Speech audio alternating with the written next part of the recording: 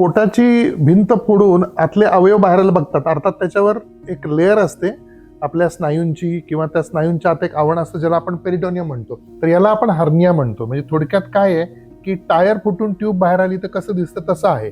आता याचा आपण अभ्यास करण्यासाठी पोटाचा सिटी स्कॅन करतो, सोनोग्राफी करतो आणि त्याच्यामुळे आपलं काम काय आहे की आपल्याला जे बाजूला गेलेले स्नायू आहेत ते जवळ आणायचे, त्याला रिएन्फोर्स करण्यासाठी आपण त्याच्यामध्ये काहीतरी त्याला एक प्रकारचं पॅकिंग म्हणा किंवा सपोर्टिंग लेअर म्हणा की ज्याला आपण पॉलिप्रोपिलीनची जाळी वापरतो.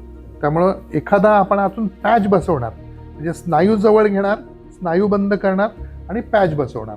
की याला नॉर्मली ऑप्शन काय आहे की हे कट करायचं, पूर्ण आत जायचं, आतल्या गोष्टी आत ढकलायच्या, स्नायू बंद करायचे, रिपेअर करायचे. शास्त्रज्ञांनी विचार केला की याला काहीतरी आपल्याला सपोर्ट दिला पाहिजे किंवा पॅच वापरला पाहिजे. मग कुठला पॅच? मग त्याच्यावर खूप प्रयोग झाले. तर ही पॉलिप्रोपिलीनची जाळी आहे. हा पॉलिप्रोपिलीन, याच्यामध्ये तुम्ही बघाल की ही एक जाळी आहे आणि या जाळीचा फायदा काय आहे की याच्यामध्ये शरीराच्या पेशी वाढू शकतात आणि याची एक भिंत होऊ शकते.